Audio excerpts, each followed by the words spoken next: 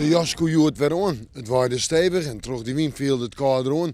Verder zien wij wel het betere waar van Nederland. Maar je kon nog de lucht zien, het wordt oors. En het wordt ik oors in het weekend de omslag naar winterwaar. En daar zitten we net op te wachten, maar het is net oors. Laat ik eerst maar beginnen met Joen en vannacht. Dan hebben we al bewolking, hebben we uit een trog ruim of lichte ruim, vooral vannacht en in het tweede pad van de nacht. En de temperaturen trog die bewolking om en bij de 4 of de 5 graden heen.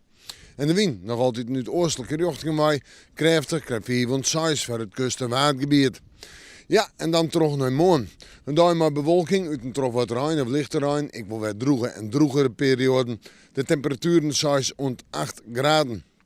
En de wind, nog altijd in het oostelijke richting waai. Ik nog altijd een stevig, vrij krachtig of krachtig, 4 van 6, komend uit het oosten, ik zei het al. En meer de provincie in de mate rond vrij krachtige wind. Dus de maaitijdskleen kunnen we opburgen worden, de winterkleen kunnen we weer rondwan. Dan het fruitjog. Sneeuw. Een dag maar betiden wat ruim of lichte ruim. Temperatuur nog 4 graden, maar in de nacht om min 2. Maar ruim oergeend in sneeuw en dus kans op gledens. Sneeuw. Betiden sneeuw of lichte sneeuw. Misschien nog wel wat zinnen. Temperaturen 1 graad boven 0. In de nacht al min 6 gemiddeld. Dan de manje, sneeuwbuien. Oedai 1 graad in de plus of 0 graden. In de nacht gemiddeld min zon.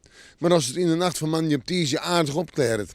En het is wat rustiger, kan ik samen in alweer min 12 worden. Zeker als er een laag sneeuw lijdt. Het wordt wit, het wordt winter.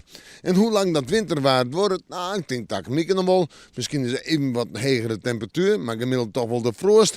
En hoe het uitpakt, we moeten morgen maar weer even in het waarsje.